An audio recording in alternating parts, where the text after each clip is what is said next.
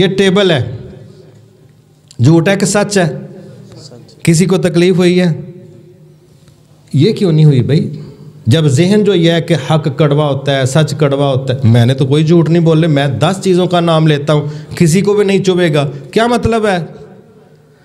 وہ چوری چھپ کے سنتے تھے، چوری چھپ کے سنتے تھے نا قرآن کو، کڑوا ہوتا تو سنتے؟ سب سے زیادہ حق بیان کیا آپ کے بقول رسول اللہ صلی اللہ علیہ وسلم نے، لیکن آپ کا تعارف میٹھی شخصیت کا ہے کہ کڑوی کا؟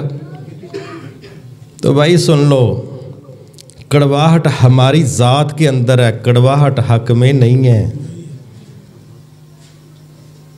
کڑواہٹ ہمارے لہجوں میں ہے، کڑواہٹ ہمارے لفظوں میں ہے، تلخی ہماری طبیعت میں ہے، قرآن و حدیث کڑوا نہیں۔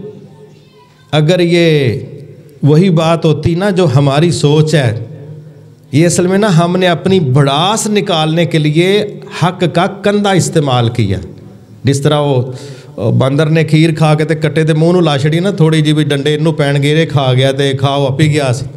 ہمارے اندر کی کڑواہٹ ہے، اور ہم کہتے ہیں کہ یہ بھڑاس نکالنی ہے تو کسی کا نام تو لو، ہم کہتے ہیں پھر فلانے نو بڑا چب بیان ہے کہ حق بیان کیتا، چبنا تے ہے اس